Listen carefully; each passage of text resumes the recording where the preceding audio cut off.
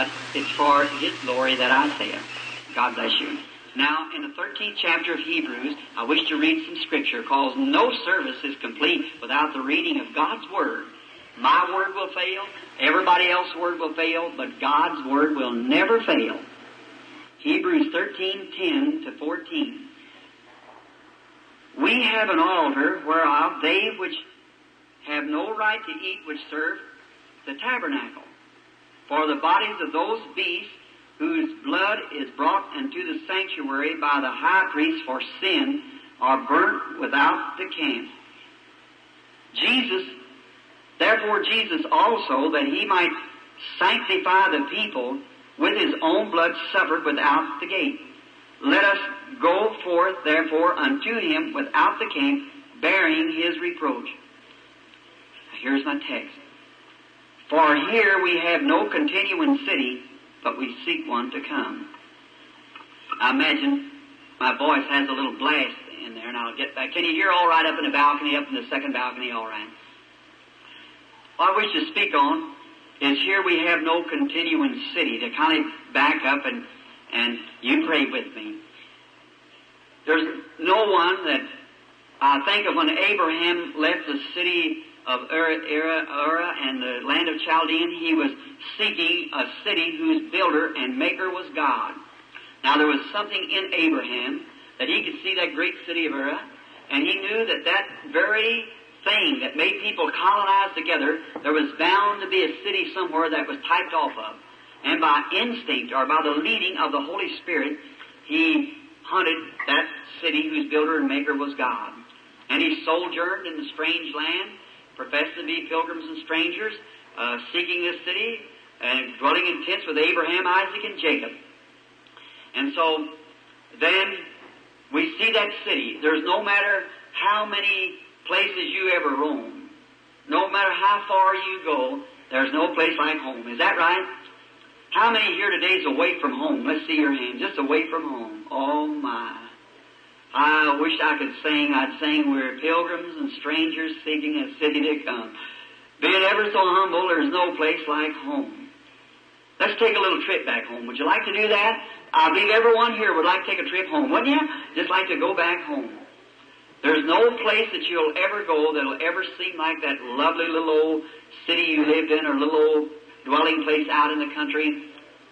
For myself, I want to walk back down the road just this afternoon with each one of you, taking a little evening stroll to view the things over. The first thing comes into my mind at this time is a little humble home built out in the country with a broom sage field and some old apple trees standing around, where my father and mother and their little family lived. A little humble place indeed. We were very, very poor. Daddy had a hard time. He was a very poor man. He worked for 75 cents a day in logwoods. My father had a bad habit, drinking. I'm sorry to have to say that, but that's truth. And my father died in my arms. I see my daddy work so hard till when he would come in, his back would be sunburned until his shirt would be sticking to his back, and Mother would have to take and clip the shirt loose from his back. I don't care what he done. He's my daddy. I'm not ashamed of my father. I love my daddy. He's gone on today, but he's still daddy. And young people, remember, if you're fortunate enough today to have a daddy and a mother living, love them, honor them. The hour will come, and you'll think they're the greatest people in the world if you don't now. And don't never, little fellows, don't never give this slandering word, old man and old woman. That's not the old man and old woman. That's daddy and mother. And some of these days when they go out of the room, the casket of flowers, you hear them lower down in the ground, the pastor say, ashes to ashes, and it won't be the old man then, or it won't be the old woman. It'll be mother, and you'll be wringing your hands and crying. That's right. Now, while she's a living, give her flowers now, and give Dad his flowers. That's right now. And the best flower you can give him is obey him. And that's the first promise in the Bible, the first commandment was promised. Honor thy father and mother, which may lengthen the days upon the earth that the Lord giveth thee. My daddy worked on a farm. I remember Mother, the furniture we had in the house was old hickory-bottom chairs. How many remembers the old hickory-bottom chairs wrapped? Well, I'm not the only country person in here, am I?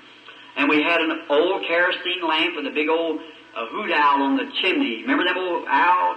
It used to be the one I had to clean it because my hand was so little. I could clean the chimney. And we had an old cook stove in the kitchen, and Pop would cut the wood, and we'd bring it in and lay it behind the stove, and us little kiddies would help him saw it up. And we had a table, and behind the table was a bench. Daddy took a piece off of a barn and made a bench that we little boys would go sit on there. We only had 3 chairs, and so we would get on. And I remember the cabin, the front part of it, it had a floor. It had a room in front and a little half room in the back. And we had one of those little old, we call them monkey stoves or laundry stoves, set up on a stump. And Mother cooked from there, and she'd holler, "Dinner's ready." And there's about 5 of we little Branhams. We'd run in there and wash our face and slick that hair down and jump up behind the table in one great big old pot dinner cooked in an old 3-legged kettle. How many remember them? Say, I just love to have a dinner out of one right now.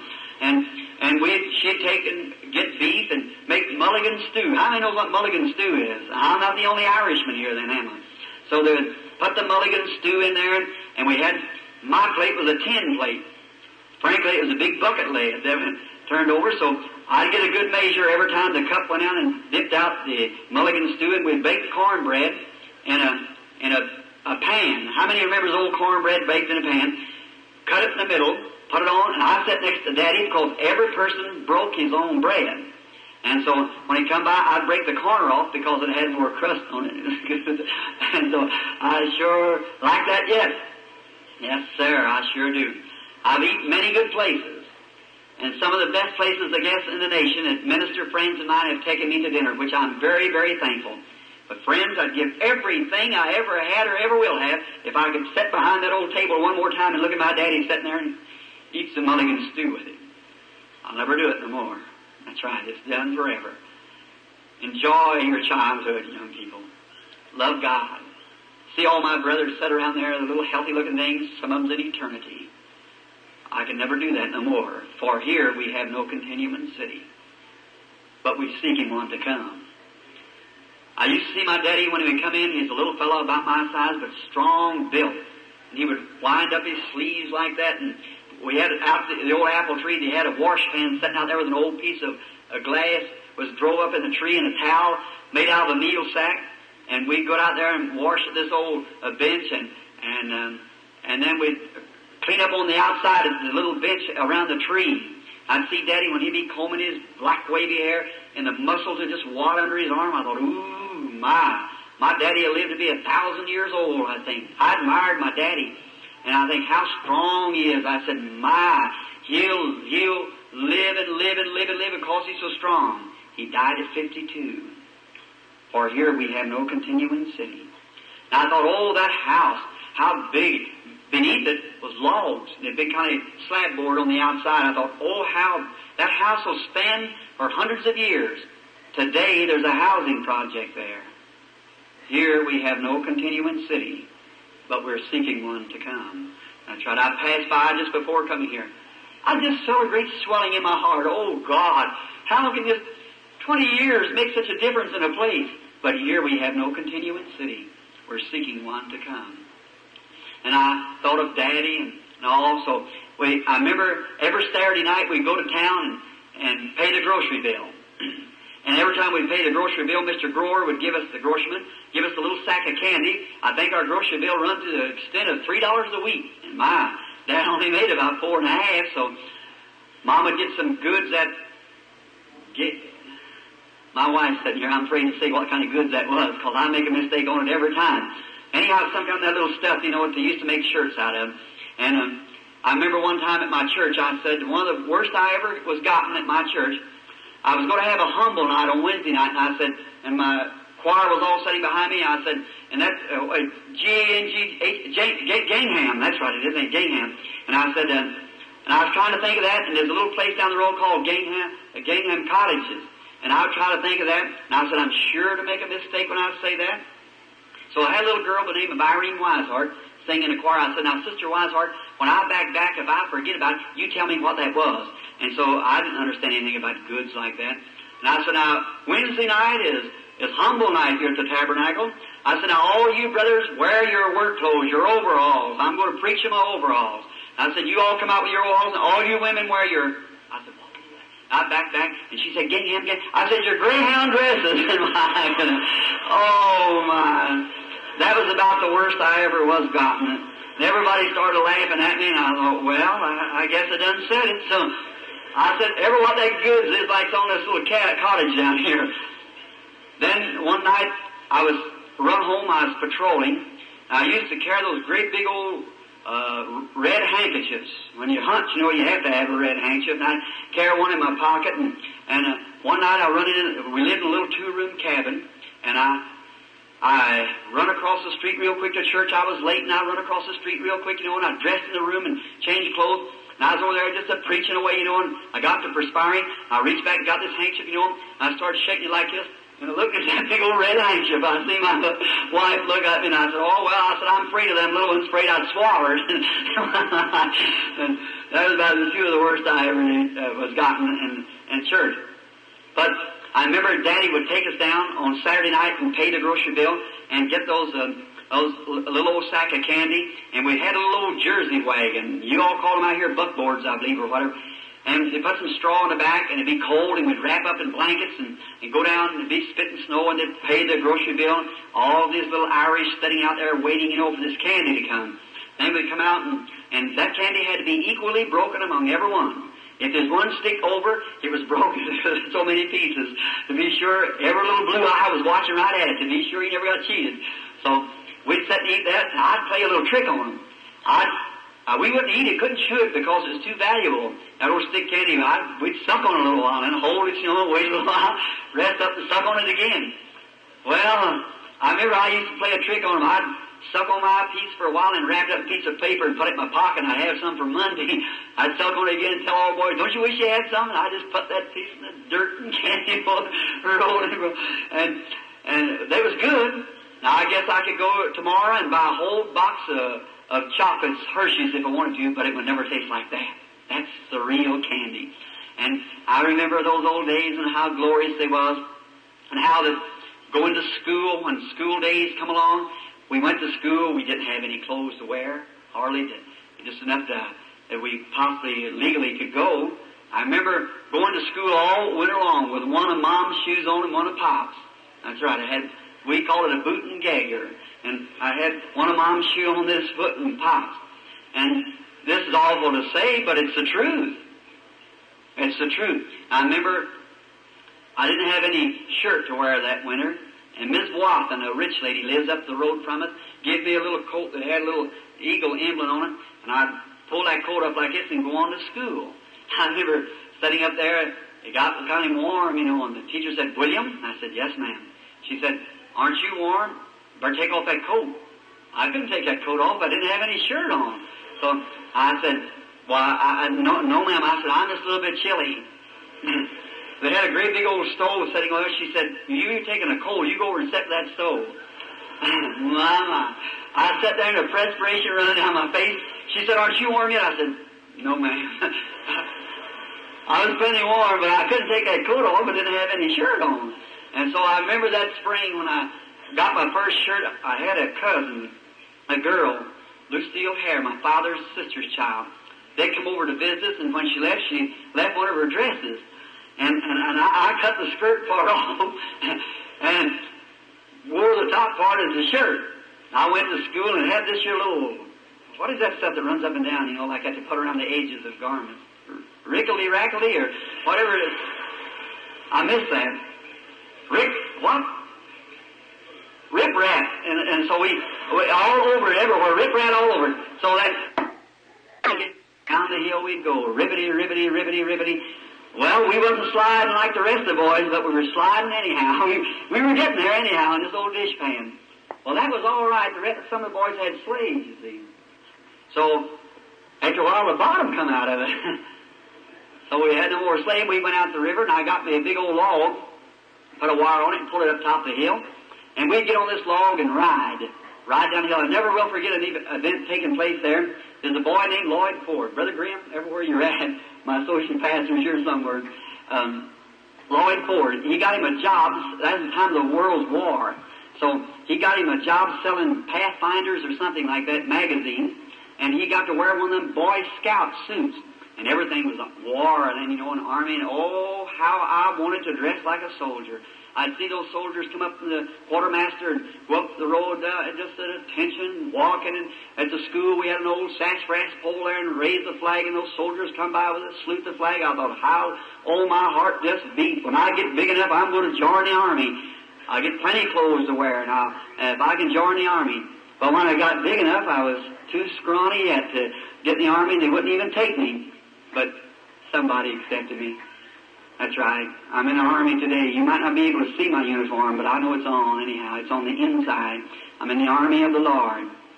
And so in the war, I tried to volunteer and everything, but they didn't receive me. So they never even called me. They put me in a minister's class and just never even called me. I guess my education was too poor to be in class as a chaplain.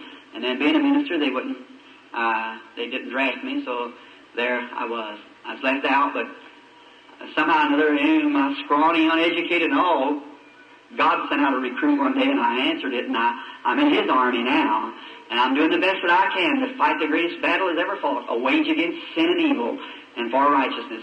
And I remember I asked Lloyd, I said, Lloyd, will you give me that suit when you wear it out? He said, yes, I'll give it to you. And that was the longest lasting suit I ever seen. He wore that suit, looked like, I've seen he, one time he came up missing it, and I said, Lloyd, what about that suit? He said, I'll see if I can find that, Billy. Looked all around, he said, no, sir, Mother patched Dad's clothes with it, and the dogs used it for a pallet, and they've drug it away, and said, the only thing I got left is one leg, and I said, bring me that. So, his little old stave legging about like that, laced up on the side. So, I took that legging, and I wore it around home, put it on, look how good that looked, one legging. Thought, that felt good. I wanted to wear it to school, but I didn't know just how I was going to get to wear that legging to school.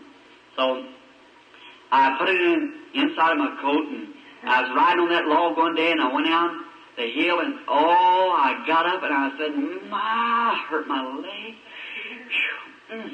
I said, my stockings, and great big holes in them, and I said, I just hurt my leg so bad. I said, that just reminds me, I've got one of my Boy Scout leggings here in my coat. I put that legging on. I walked into school, kind of limping like, but getting everybody look at that one leg. And so I had to go up to work the problems on the blackboard, and so that they wouldn't notice I just had on one legging, I stood sideways and put this legging on that side and stood like this and worked the problems like this. Look out and see if everybody was looking at me. That one legging on. Everybody got laughing at me. I got to crying, so she made me come down. But, something that I got a pair of leggings today that I'm not ashamed of. That's right. The gospel of Jesus Christ. And then, many great things happened in childhood back there that wouldn't have time to approach. One thing, not long ago, I was having a revival in Texas.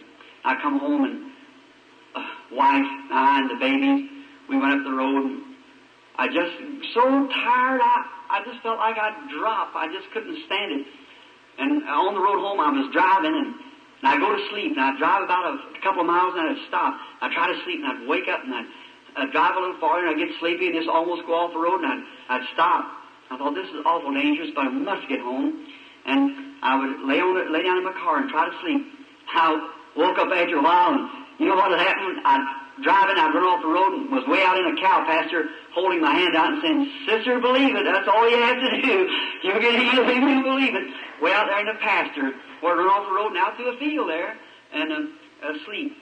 And the wife and I, there's a great crowd of people waiting there, so we got in the car and went up the road. I passed by the old schoolhouse. It's gone too, for we have no continuing city. And right across from there used to be Mr. Watson's chauffeur. Named Combs, they lived there. There's a pump that I wanted to drink out of. And I thought, just like David one time wanted to drink out of that well. And I went down there and began to pump the water, and wife and baby and them was picking violets.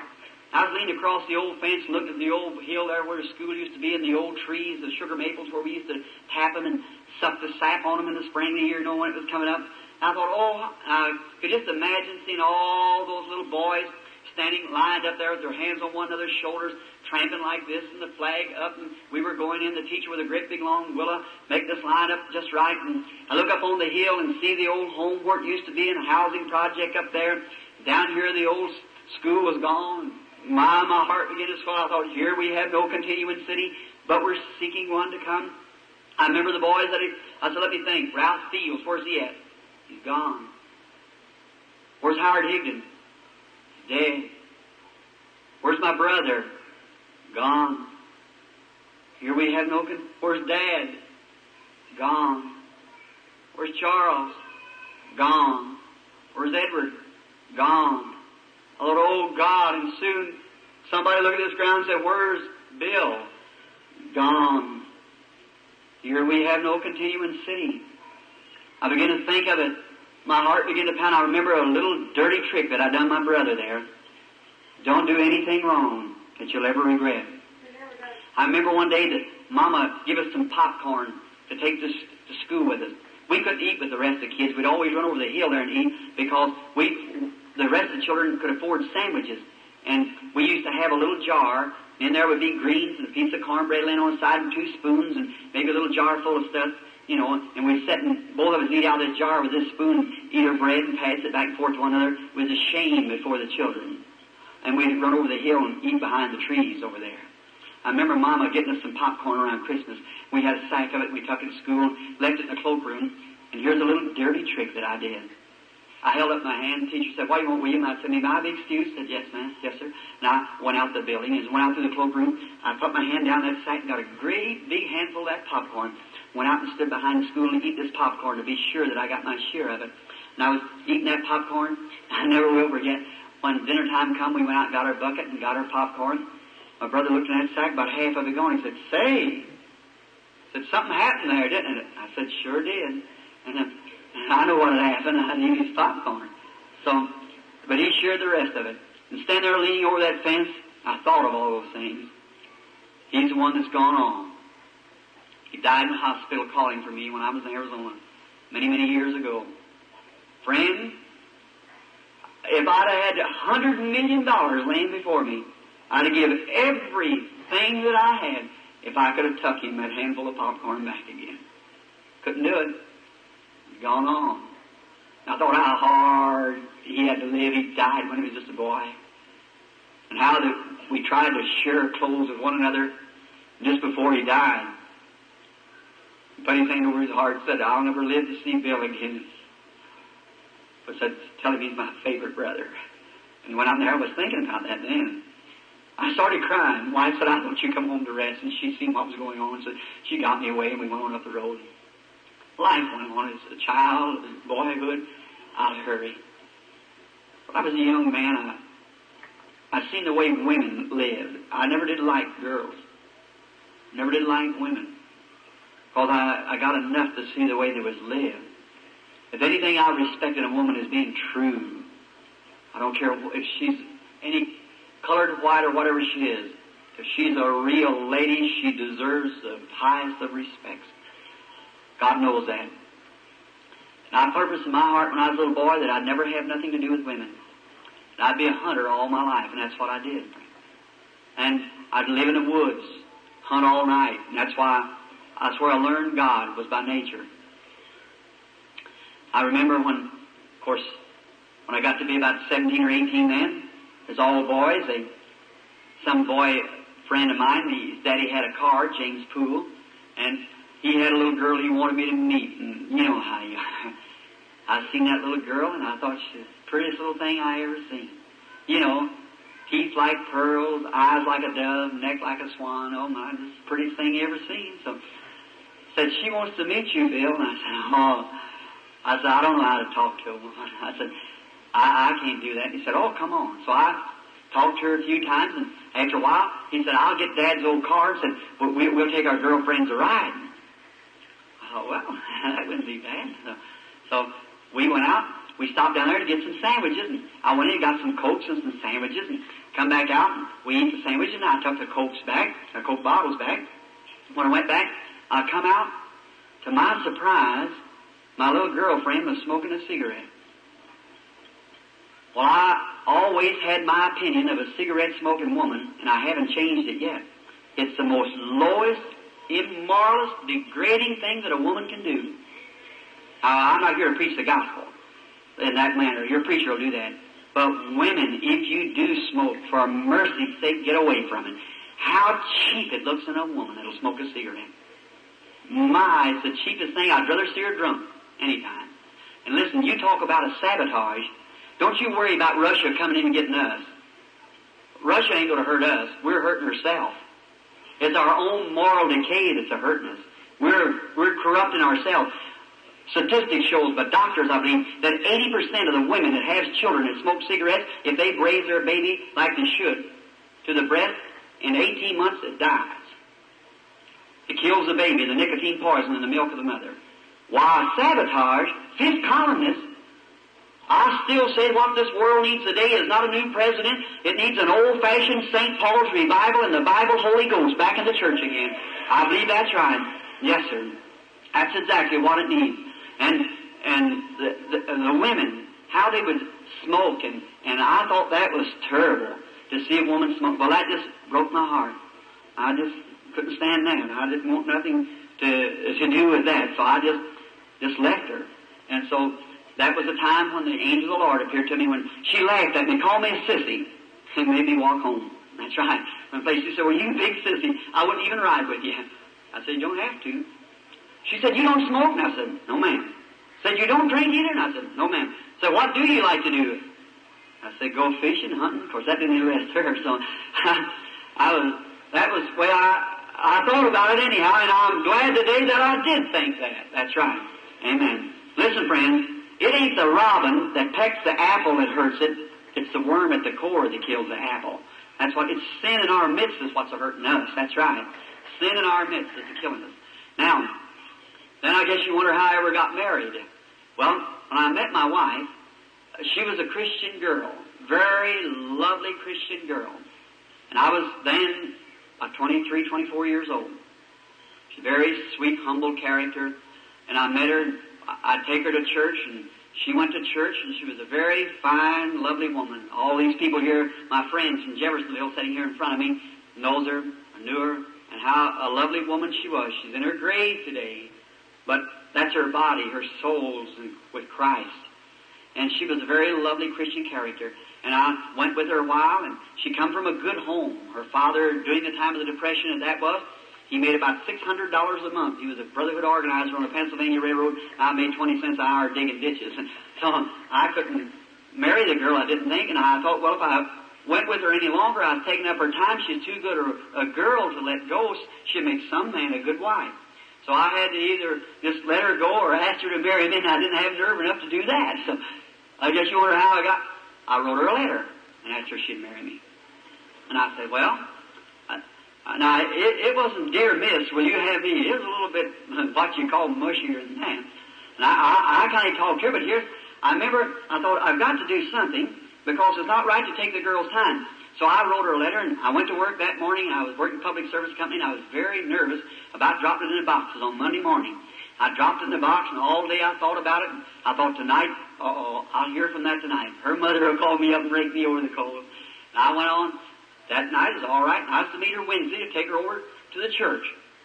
So I remember then come on towards Wednesday, and Wednesday night I was just nervous. I didn't know what to do. What am I going to do when I get up there? So I asked my mother, Has Hope called? No. You get any mail? No. Well, maybe it hung up and didn't even get out of the box. So I thought, something's happening here. So I went up and I blowed the horn outside. And so she come out. She said, come in. Going to get me in there where her mother is now. And then I'm really going to get it. So I said, are you about ready? She said, let's walk to church. Oh, my. So I said, all right. And I went in, and Miss Brownback looked at me and said, hello, Bill. And I said, how do you do? So I was as nervous as I could be. So I thought something's going to happen any time. You know how you feel when you're on them strings. So we went on out, went to church. Honest, I didn't even hear what Brother Davis said that night. He just preached away, and I didn't know what he said. I was scared something was going to happen. And I looked at her, and I thought, oh, my, isn't she pretty? She's going to tell me this is all of it, sure as the world, because I can just tell it. I know she's going to tell me, stay home, Master. So I had it all fixed up what she was going to tell me, and after church was over, we started walking back a pretty moonlight night. We was walking down the street, and I looked up to see the moon shining down through the bushes.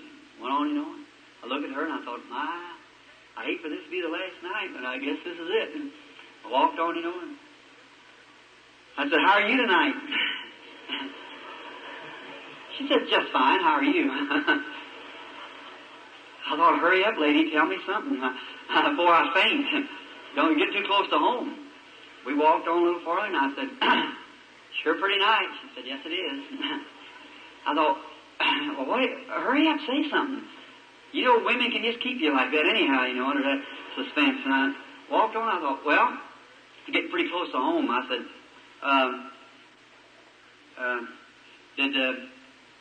did you get any mail this week? She said, That was all. I said, did you get my letter? She said, My. I was certainly burning energy then. And I said, well, I said, did you read it? She said, I said, what'd you think of it? She said, it's all right. And I said, did you read all of it? She said, yes, I read all. I said, what'd you think of it? She said, it was all right. Well, we got married. I don't know how. We just got married. So, the next strain come when I had to ask her mother and daddy. Well, I knowed it was appropriate to do that. So I never will forget Charlie Branham. He may be sitting right here this afternoon for all I know. And her mother was a very princely sort of a woman, fine woman, but she belonged up in the ranks, and so, but Charlie was just a good old humble brother. I thought I better ask him and let him ask her, you see. So I thought I'd get by the man better than I could talk to the women anyhow. So I said, one night I was leaving, Hope said, have you asked Dad yet? And I said, no. She said, well, you ought to. I said, I know I should, but I said, I think it'll be all right. So when I went to leave that night, he said, see you later, Billy. I said, Charlie, I said, could I talk to you just a little bit? I said, come out here just a minute. Walked out a portion, I was just sweating and shaking. He said, I said, Charlie, I want to ask you something. He said, oh, you can have her, Bill. Go on and speak to her. Oh, I love him to this day. I said, Charlie, I can't make her a living like you do. I can't give her clothes like you can buy her. But I promise you this, I love her with all my heart. I'll work till my hands bleed to make her a living, and I'll be as true to her as I know how to be. He was a German. He put his big hand over on me and said, Bill, I'd rather you would have her and be good to her than somebody that had a lot of money would treat her mean. I said, thank you, Charlie. We got married. We didn't have nothing to start housekeeping on.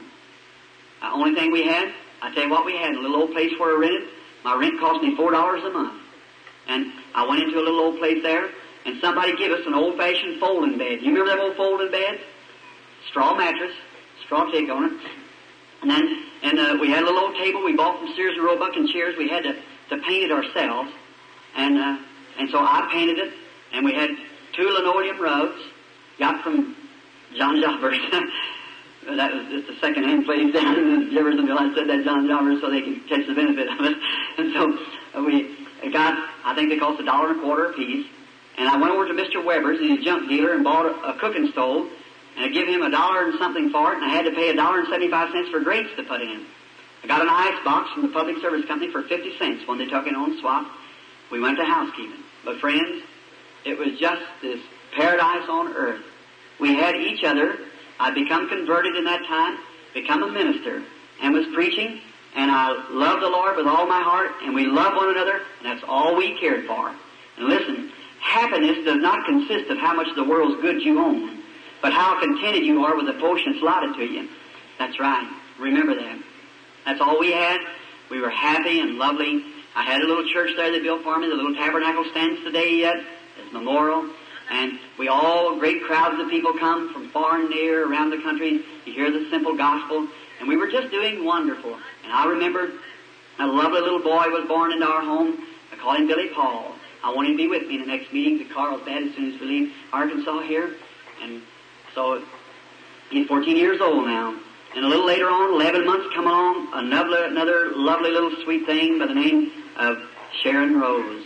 Just before Billy was born, we had saved enough money to I was wanting to take a little time off. And I went up to Waljack, Michigan to a meeting. And with an old man that had white beard and white hair by the name of John Ryan. And so I went up there, and on the road back, coming back, I'd seen a sign, great crowds of people everywhere when I passed through Mishawaka. I thought, what are those people? And I went over there, and there's some of them in T-model Fords and some in Cadillacs. And they told me that I couldn't get no place to stay. And they said, there's a conference going on here. The Pentecostal people are having a conference. The PA of JC, I believe it was PA of JC, denomination of Pentecost, call that. Well, I've seen all kinds of people. I thought, well, that's a religious meeting. I believe I'll go in. Well, I never heard so much noise in all my life. So, all church manners, they didn't have it. They were screaming, shouting, and carrying on. I thought, what in the world? I looked around there, and it's at a tabernacle. Some of you might know the man's name. His name's Rao, Reverend Rao. Anybody here happen to know Reverend Rao? And yes, someone here knows it. Reverend Rao. It was in his church. Well, they were just clapping their hands and carrying on and dancing. And I said, my, isn't that horrible? People dancing in the church? I said, well, that's a shame. And I was sitting in the seat of the scornful, sure enough. So I thought, something old kind of got a hold of me a little bit. And I thought, well, now, I counted my money. I had $2.15 left. And I went out and thought, well, now, I can't stay in a tourist court because I ain't got the money. But I'm going to stay over, just got enough money to buy my gasoline to get home. So I went out that night and slept in a cornfield. And I didn't have very good clothes. And the next morning, I went to the service, and that day, my ministers preaching. And how I noticed that night, because that every preacher comes to the platform, 150 more preachers come up to the platform that's having a conference, international conference. And they were all sitting on the platform. He said, we haven't got time for all of you to testify. I went up. He said, just say who you are and where you're from. And he come to me, I said, Evangelist, William Branham, Jeffersonville, sat down. Well, come to find out, I was the youngest minister in the group at then. So then, that night I thought, they was bringing all kind of preachers, and it chose an old colored man to bring the message for that night. Real old, just a little rim of hair around his head. He had an old preacher's coat on, that velvet collar, kind of that cutaway coat. Poor old fellow come out to the platform like this. Oh, I felt so sorry, I wanted to get up and help the old man. And he'd come out, and they had to have the conference up there on account of not having it in the South, because they had both colored and white together. And the old fellow was standing there, and all the ministers that day had been preaching on what Jesus done and so forth. But he took his text over in Job, somewhere there, where were you and I laid the foundations of the world, and when morning stars sang together and the sons of God shouted for joy. Well, where the ministers is bringing the activities of the church on earth, he went up into the heavens back under and come plumb back down about 10 million years before the world was ever formed, and come back down the horizontal rainbow with him. And about time he got down there, he let out a great big whoop and jumped up and clicked his heels together. Said, glory to God. He ain't got room enough up here for me to preach. I looked at that. I said, well, if that'll make an old man like that act like that, what would it do to me if I got some of it? I said, I want some of that. That's what I want. If it'll make an old man like that, well, what would it do for me? So I went out that night in the cornfield and I began to pray. I said, Lord, let me get some of that. So I said, you give me favor with them people. And prayed way in the night out there in the cornfield. I had some seersucker trousers. My others got all dirty there in the cornfield. So I laid them on my seat and took the two seats and put them together out of my car and pressed my trousers that night. And I had my little seersucker shirt. Nobody knew me, so I just laid it down there. Seersucker shirt and a little old T-shirt and seersucker trousers rather. I laid them down there. Next morning I got up, shined them all up, meeting get at 10 o'clock. We had breakfast after breakfast, and I wouldn't eat with them because I didn't have no money to put in. I just didn't eat with them. But they made me welcome. Everything. I didn't know no one there. But a little fellow, I forget what his name was, he played a violin, a little curly-headed fellow. And so the next morning I walked in, sat down, and so after a while I looked over, and another man come in, sat down, a colored man, sat down by me, big bunch of people sitting there. So I was sitting there, and they said, we're going to begin the services, and they was talking, making their, selling literature and whatever they had. And he said, there was a minister on the platform last night by the name of Branham from Jeffersonville. Said he was the youngest man on the platform. We want him to come up and bring the morning message. Mercy. Well, I never even seen a microphone. They had a microphone there. I thought, what? Well, I couldn't. Seersucker trousers and T-shirt. I just hunkered down real low like this. He announced again, said, anybody know where William Branham of Jeffersonville? Said, we want him to come up and bring the message. 1,500 people there sitting there. Not me before that. I just sat back there. No, sir. I was too countrified to get up there. So I just sat there real low. And so, and he announced it 2 or 3 times. Said, anybody on the outside, we're paging for William Branham. I thought, something told me, said, that's what you prayed for last night. If you want to get acquainted with them people, get up there. Lord, I can't do that. Seersucker trousers and T-shirt. I said, no, So I was sitting there, and when he announced again, this colored man looked over me and said, do you know that man? Oh my. Talk about on the spot. I said, I know I had to lie or something, or tell him. I said, look, fella, look, I keep this to yourself. I said, I'm he, see? But he said, well, get up there, white man, get up there. I said, no. I said, I got on, look at these pants here. He said, them people don't care what you got on, they want to hear you. I said, look, I can't get up there. I said, I don't, you just keep still. And he said, if anybody knows where, he said, here he is, here he is. Here he is. I thought, oh my. I could just feel my heart, boy, my knees real weak and my arms look like it's going to drop off. Well, this looked like something picked me up, and here I went walking up, just as conscious, seersucker trousers and T-shirt. I got up there and I said, folks, I don't know very much about, before them preachers who could really preach, oh my. I said, I just want to say that I love Jesus, and you know, started like that. And so he said, I started to walk off, and he said, speak a little for us, Brother Branham. And I turned over, and I said, I just don't know what to say. And I have to think of a text. And then he cried, the rich man, that when he lifted up his eyes in hell. And I took that text, and then he cried. And I got to speaking, and the first thing you know, something hit me. My, I was lost out of this world for a while. And everybody got to screaming. I went outside when the service was over, and a great big fellow from Texas with cowboy boots on and a big cowboy hat said, I'm a preacher. I thought, well, brother, my seersucker trousers are not so bad after all. You know, cowboy boots and a big cowboy hat and be a preacher. And he said, I heard you say you was an evangelist. I'd like to sign you up for a couple weeks revival down in Texas.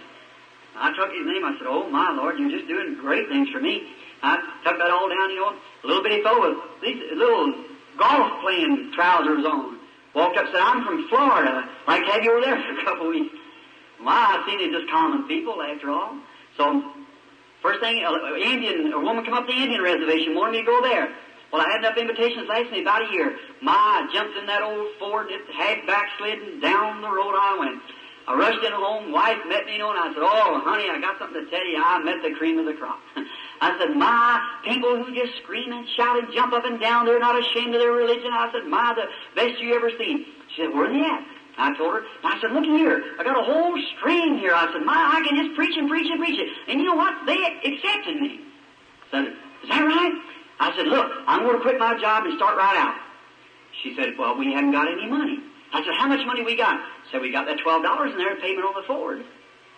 I said, well, you know, the Bible said, don't take anything when you go. See? Don't take any script, or if you got 2 coats, give one to your brother.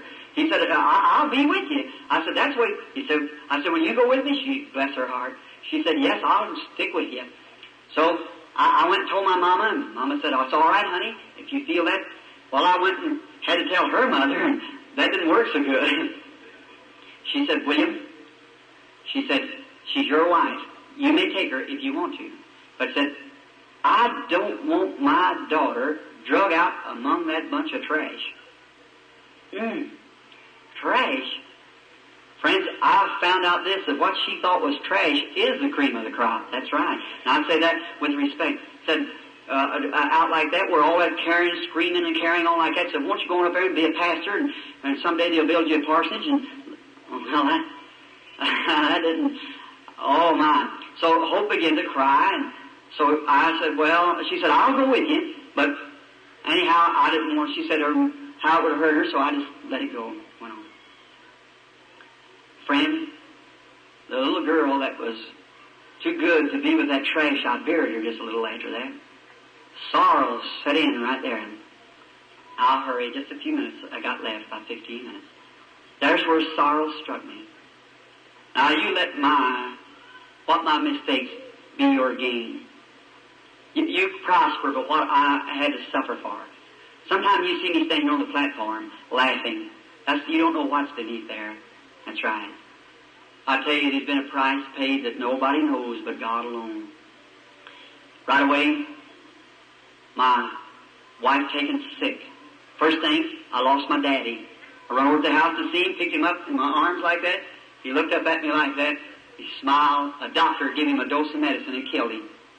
One overdose of strychnine for his heart, and it killed him. Of course, there's nothing said about that. An undertaker covers up the doctor's mistakes anytime. Nothing that I've got against doctors, but I say there's nothing said about that. But some woman here not long ago trusted God out in California for her baby, and it died. And every newspaper and magazine packed it across the country.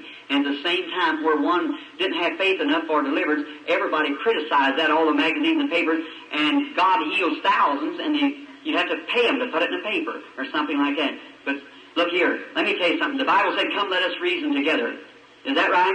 Listen, the same time that picture was being packed across the country, telling people that divine healing can't be trusted and everything like that, the doctor lost thousands times thousands of cases, and there was nothing said about that. Isn't that right? Listen, come reason together. Salt's for the goose is for the gander too. Let me tell you, if one person being lost by divine healing with not enough faith to recover, and it's all branded as fanaticism, then if the doctor loses one case, branded fanaticism. Sauce for the goose is for the gander. Is that right? That's right. But friends, what medical science and ministers ought to get together and cooperate together and know we're all working for the good of the people and for the glory of God and work together. That's what we ought to do. But anyhow, my father, he was killed then with this doctor, giving him an overdose of medicine, and it killed him. And right away, my brother was riding on the side of a car, got his neck broke, died in my other brother's arms. My sister-in-law died. My wife took sick, and the 1937 flood came up. And there was sorrow. I never will forget it. Wife was laying just at the point of death. I went and I was praying for her, doing everything I knew. And every time I'd pray, it looked like, I went and told my church, I said, she's going to die. I said, no, I said, she's going to die as certain as anything. My babies, both of them were sick. The flood come up and everything, houses breaking over and rushing and miles of water sweeping over the country. And they taken my wife out to the hospital, to the government hospital, a temporary hospital. And I was on patrol duty, and I was riding up and down the streets and trying to get the people out. Now, I never will forget one horrible night. Oh, God, when I think of it, there, in that critical hour, I had a truck there, a little patrol truck, and I was taking a boat, and I was coming up the road. Somebody said, over on Chestnut Street, the dike's about ready to break through, and said there's a woman screaming for mercy where nobody can get to her. Well, I was raised on the river and thought that I could do pretty good with the boat. And so I got the boat and set it in the water and started off. And I looked over there and I heard that mother. It was about 11 o'clock at night just screaming, "Mercy! Help me! Help me!" standing out on her porch. And I got up there and tried to get the boat across and went way down, come out the other side, the water sweeping down through the street. I went way back again and tried, and finally I hit against the post. And the mother fainted. I picked her up, put her in a boat. 4 or 5 little children. I got them in and went back and finally got to the shore. And just as I got to the shore, somebody said, "My baby, my baby." Well, I thought the woman left a little baby in there. And back I went. And just as I got over there, I run through the house, come to find out, the baby, there's a little girl in there about 2 or 3 years old, and that's who she was talking about. And I didn't know it. And I was over there, and the dike broke through up there on Chestnut Street, poured down, and away went the building. And just as I jumped in my boat and had to run my hand in the water to jerk the rope, or my boat, then I got out into the stream and couldn't get it started. On down we floated, got out over on Market Street there. Big waves are dashing against the side. I thought any minute I would go to the bottom. I knew there in that boat, I knelt down. I said, "Oh God, I know I have disobeyed you." And I believe, friends, if I'd have went on back down there when those people called me in, the gift of healing would have been manifested right there. That was God's program. But I failed to walk in what He told me to do. I listened to what people told me instead of what God told me to do. Don't never do that. You follow what God tells you to do. And then sorrows is on. And I prayed, I said, oh God, I know I've disobeyed you. If you'll just help me, I don't want to die. I don't want to drown out here in this river. Please, God, let this motor start. Will you please? And I'd pull that string and the ice freezing, and it'd chug a couple times, and that boat ripping and jumping and dashing like that. Done got out into the main current. I didn't know what was going to happen to me. And I'd try, and it wouldn't start. And I prayed again. I said, God, my poor wife laying out there sick, my baby's sick, and hear me drowned in the river. Why, oh, God, what can I do? And I said, if you just help me, Lord. And I pulled the string again, and away it went. Oh, my.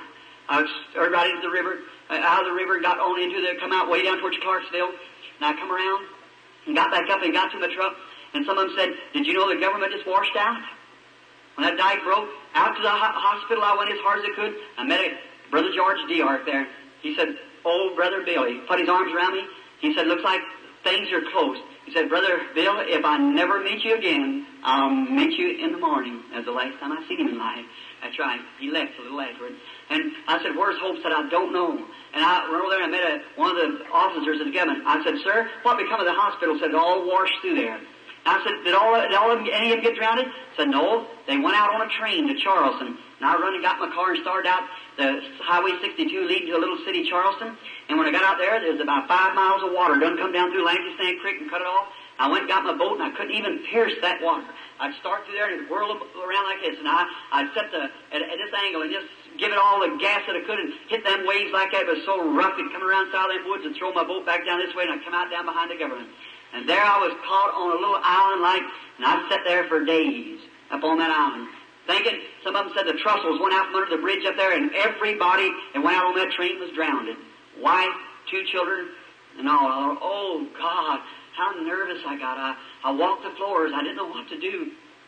I thought, oh, what will I do? And they're gone. And after a while, as soon as I could get over, the water dropped enough that they could get me across, I got to Charleston. I was looking. I met an old friend of mine. He said, no, that train never washed off. Said, they went through, but I don't know where they're at. I went out, and the dispatcher told me, said, a mother and 2 sick children, I put them off in Columbus, Indiana, but you can't get to them. Said, the water's cut off this side. I started walking back down the road, rubbing my hands, crying, saying, oh, God, take me. Don't let me suffer. Take me, Lord. Don't let me have to go through this agony. Walking down the road, and a man drove up to me in a car. He said, I know what you're looking for. I said, you're looking for your wife, aren't you? I said, yes. He said, don't you know me? He said, I go with Mary Mayo. I said, yes, I remember you. He said, your wife is dying in the Baptist church at Columbus, Indiana. And I said, surely not. I said, yes. Said, she's got tuberculosis. And said, you wouldn't even know her. And the doctor says she's going to die. She's laying right next to my girlfriend. He said, I know how to get you there if you want to go. And I said, well, let's go, brother. And I remember that night when I run into the building up there, the Baptist, they made a hospital. They had army cots everywhere. And I run in there, boots on where we waded the water, and I began to scream, Hope, Hope, where are you, honey? Where are you? Just beside myself. Directly I looked over there, and I seen an old bony hand raised up. It was her. I run over real quick to her and grabbed her up in my arms. I said, is the children alive? She said, yes. She said, I look awful, don't I? I said, no, honey, you look good. I said, you're going to be all right. I felt somebody tap me on the back. And it looked like a doctor. He said, come here. He said, are you her husband? I said, yes. Are you Reverend Branham? I said, I am. He said, well, sir, I hate to break this news to you. He said, your wife's dying. So don't get her excited or anything. I said, Doctor, surely not. I said, yes. Said, she's going. And I said, oh, what is it? The doctor said, galloping tuberculosis. Said, she'll just die right away. He said, just make her feel good as you can. He said, and both of your babies are sick. I'm tending to them over here in another home. Well, I went back and told her, I said, honey, you look good. And a little doctor friend of mine, Dr. Sam Adair, there in Jeffersonville, as soon as he'd let me, I brought him back down home. And there, they lay there until the babies got well. The wife gradually went away. Finally, we got her in the hospital. I had doctors to come look at her. There wasn't nothing to be done. She took pneumothorax treatments and everything. Nothing could be done. Now, I remember standing there and they bore holes down through her side and put that tube in there and get claps one lung. Listen, if I had it, she'd hold my hand and cry and the tears rolled down her cheeks. She'd look at me, just suffering. Never done her a bit of good. If I had to go over it, never go through with it again. That's right. It's just holding my hand. But just to show you the way of a transgressor is hard. I never will forget. I was trying to work to get the bill paid off, and then one day I was out, and I heard a call come and said, if you want to see your wife alive, come at once. I rushed out to the hospital. I'll never forget it. I jerked off my hat and throwed it in the truck and run up through there real quick, and here come little Dr. Adair walking out. God bless his little heart. He's a fine man.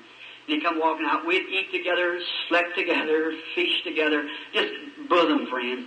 And he'd come walking out, he'd come walking down through the hospital. And I seen him look at me, and I seen big tears drop off his cheeks, and he turned sideways. And I run into the room. I said, "What's the matter, Doc?" I said, "She ain't gone." I said, "I believe she is." I said, "Come go in with me, Doc." He said, "Bill, don't ask me to do that." I said, "Hope's like my sister." I said, I can't go in there. Don't ask me to. And the nurse came up and said, "Come, Brother Branham." I said, "Here, drink this little bit of medicine." I said, "No, I don't need it." He said, "Go ahead, Billy. That'll rest your nerves." I said, "I don't want it." I said, "No." He said, "Nurse, you go in with him." I said, "No, I don't want anyone. I'm going in myself. I'm going in." I said, "I love her, and I'm going in." I walked the door, opened the door, and there she lay, all covered up like this, and blanket sheet pulled up over her face. I jerked the sheet down, my heart just a breaking. I put my hand on her perspiration on her forehead kind of felt sticky. I said, Hope, honey." I said, "Speak to me once." "Well, just speak one time, won't you?" I was shaking her. "Friends, if I live 100 years, I'll never forget what happened." Those two big brown eyes looked up at me. She was so weak she couldn't say nothing. She was smiling. She took her finger and she motioned. And I got down and she said, "Oh, why did you call me, honey?" And I said, "Well, I said, "I don't know." She said, "Oh, I was in another land." She said, "It was so peaceful, I wasn't suffering." She said, "Great big birds like a great orient." And she said, "There was man dressed in white, one on each side, taking me to my home." Oh, friend, there's a land somewhere. I believe as she was dying, her eyes just opened up to see paradise beyond. She rallied for a little bit. The nurse come in and she said, "Nurse, come over."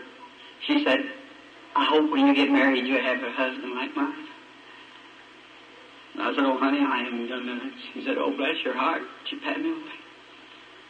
The nurse turned around and walked out crying. She said, "Bill, I want to tell you a few things, but I'm going, so don't cry." I said, "All right." She said, "Don't let my babies be pulled about from pillar to post." She said, "There's some things I got to confess to you." I said, "What is it?" She said, "You remember one time that you were going fishing, and I called you that night we was going to Fort Wayne for a meeting?" I said, "Yes." She said, "You went and got me some stockings?" I said, "Yes, I remembered it." She said, "Them was the wrong kind of stockings, honey. Them wasn't right." But what it was, I'd been fishing. I went up home, and we had to go to Fort Wayne. I was going to preach that night at Fort Wayne. Her father lived at Fort Wayne. So I was going up there to preach. And it's two different kinds of woman's socks that you buy. One's called, name them, somebody. It's chiffon, that's right. And what's the other kind? Rayon? So is it Raymond or Raymond? Rayon? Which is the best?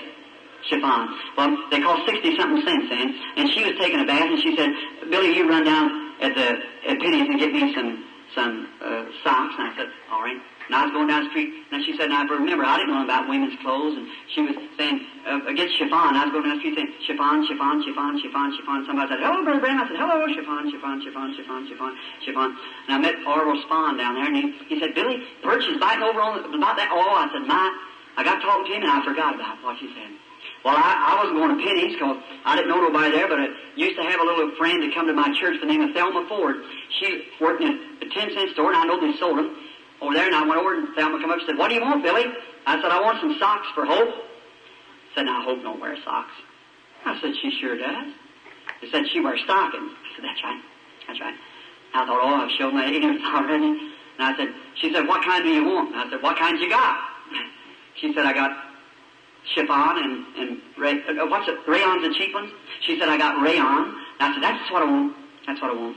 She said, "Hope want rayon?" All sounded like rayon, chiffon. I didn't know the difference. She said, "Yes." And so she got them and put them in the sack. And I said, "I want the full style. You know, that thing's got a little thing behind them, you know, I don't know. You know," I said, "the full style." And so, fashion, full fashion, that's what it was. And I said, "That's the kind that I want." And she got them ready for me. She put them in a sack. It was only about 29 cents. And I said, "Well, give me 2 pair of them." And she said, Are you sure that?" I said, "That's what she wanted." And so I went back, and of course, you know how you men like to pop off to your women. And I said, "Looky here." I said, "I'm Abraham's son. I'm a little Yiddish. You go to the river shopping. I'll buy 2 pair of stockings. Watch, you can buy one, have money left." I said, I'm Abraham's son. I know how to do it. You see, going on like that. God bless her heart. She's in her grave tonight and probably snow over it. But not altogether there. I still think of her. That's right. And she gone on. And there, when she said, and I thought funny, when she got to Fort Wayne, she wanted another pair of stockings. But she was lady enough not to say it. And she told me, she said, Billy, I give them to your mother. They was for an older woman than me. And I said, well, God bless you, honey. I didn't know that.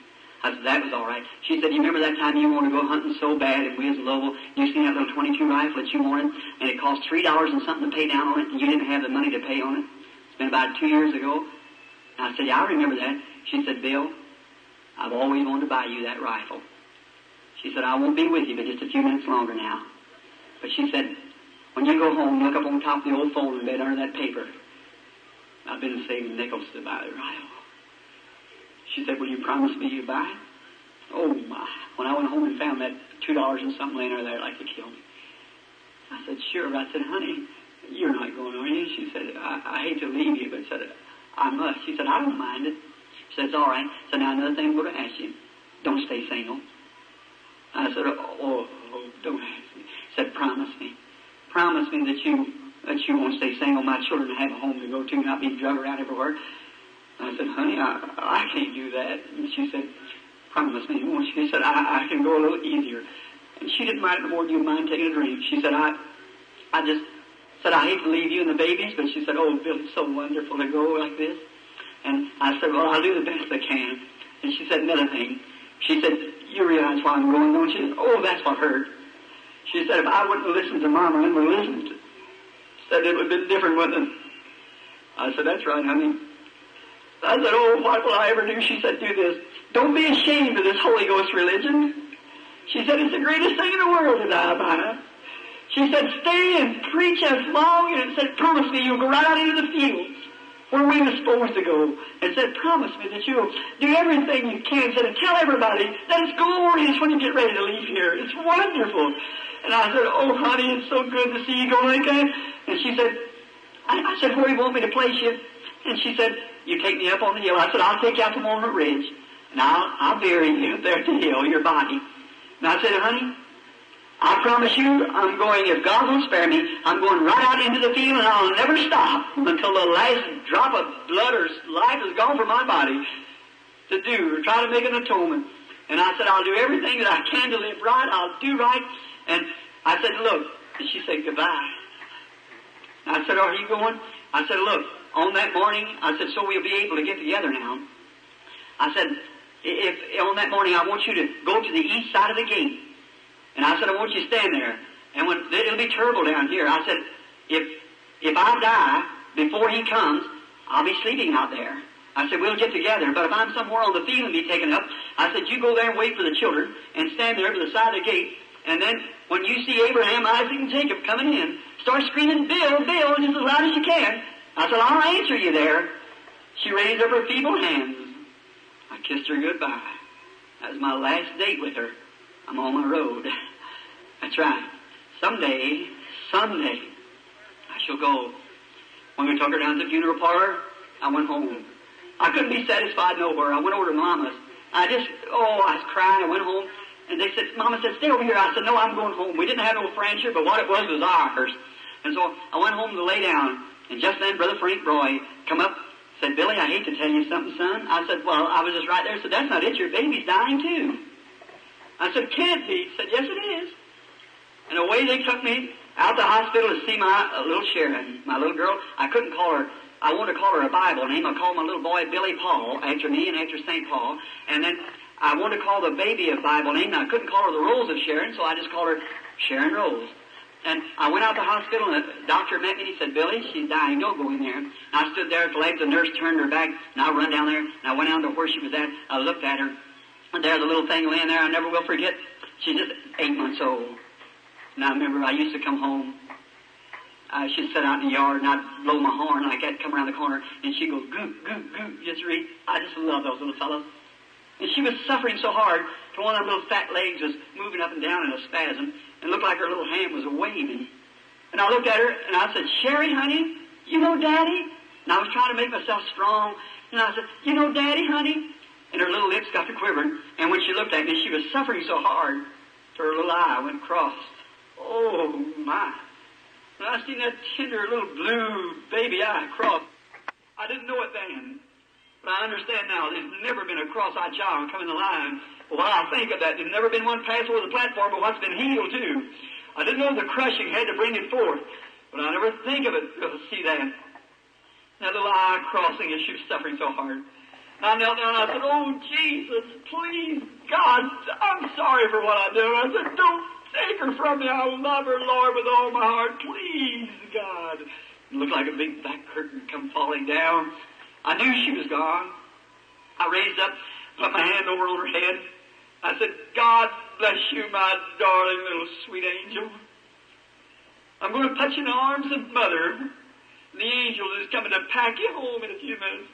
But someday, Daddy will see you. I raised up my head and I said, God, you gave and you've taken away. I don't know why you're slaying me. I said, yet you may slay me. I'm going to trust you. Job did. I'm going to believe you. I said, somehow you're breaking my heart. I don't know how I'm going to hold up any longer, but I said, God, I commit her little soul to you. Take it, Lord Jesus. Put it on the altar with the Mother, and someday let me come to see them. And as I did that, the angels of God sweetly come down and taken away her little breath and bore her away to be with her Mother. I placed her on the Mother, put them down beneath the ground. When I stood there, Brother Smith, the Methodist preacher, a friend of mine, he got some clods in his hand, walked over there, and I was standing there. He put his arm around me and said, Billy, brace up, honey boy. I said, oh, Brother Smith, my soul is good. I don't know what to do. And I heard him say, with them old clods dropping up on the little casket, said, ashes to ashes, dust to dust, earth to earth. Oh, God, what can I do? Sound like the wind blowed down through the pine trees. It sounded like I heard a song saying, there is a land beyond the river that we call the sweet forever, and we only reach that shore by faith degrees. One by one we gain the portal there to dwell with the immortal. Someday they'll ring the golden bells for you and me. I turned from the grave, broken-hearted, went home. I couldn't rest. Days passed. I could give up my wife, but that baby, it was a choice in my heart. I didn't know what to do. Little sweet girl. And then I thought, oh, what will I do quickly now? One day, I was working for the public service. I climbed up a pole early one morning to take off a pole meter. I was standing there and I was singing, on the hill far away stood an old rugged cross. I happened to look at the sun come up, me hanging there on that pole working on these cross arms. Looked out on the side, and there looked like my figure wiggling on that, looked like a cross out there. I thought, oh, Christ of God, yes, it was my sins nailed you there. I'm sorry for what I done. Oh, I said, God, how could you ever put up with a person like me? You broke my heart, you ground me down, but what can I do? And I got real nervous. I had on a pair of rubber gloves that you lineman knows, Tesford 2300, running right by me, run the primary. I thought, looky here, I can lay my hand on that primary, and in 1 minute's time I'll be with Sharon. I jerked my glove off. I said, God, I've lost my mind or something. I said, Sherry, honey, I can't stand it no longer. Daddy's coming to be home with you. I said, look, them 2300 running there, break every bone in your body, electric. I said, our Father who art in heaven, hallowed be thy name. And the first thing you know, I was sitting down on the ground. I don't know. I believe if that gift had been foreordained, that had been the end of your brother Branham right there. But God had something else to do. He had to grind that heart out and let me know that He's the one who rules and reigns. I went home. I couldn't stand it. Couldn't work. Went over to Mama. Mama said, honey, come in. Let me make you quiet. I said, I'm going home. I went home. It was kind of cool weather. I took the mail out of the box and went around. I was trying to batch. We didn't have much in our house. I had an old cot sitting back there. But she'd lived there with me. We'd been together. That had been our home. And no matter how little it was, it belonged to her and I. It was us. The whole thing would have been $3 worth of furniture. But it belonged to her and I. It was worth as much as any of the good homes there is in the world. Because it was ours. And I went back there in the kitchen. Cold frost coming up through the floor. And I never will forget. I opened up the mail. And the first mail I opened up, it said on there, Miss Sharon Rose Branham. It was her little Christmas saving. The banker knew that she'd never draw it, so $1.80, he sent it to me. Oh, I just couldn't stand it. I broke down and started crying. It was getting towards night. I knelt down on the floor and I started crying and praying. And what an hour. I couldn't hardly stand it. I went to sleep. Laying there, I dreamed. I thought I was out west. And when I was out west, I was walking down through the prairie and I was whistling that song. The wheel on the wagon is broken. Sign on the ranch for sale. I was whistling like that, and I seen an old prairie schooner, and the wheel broke down.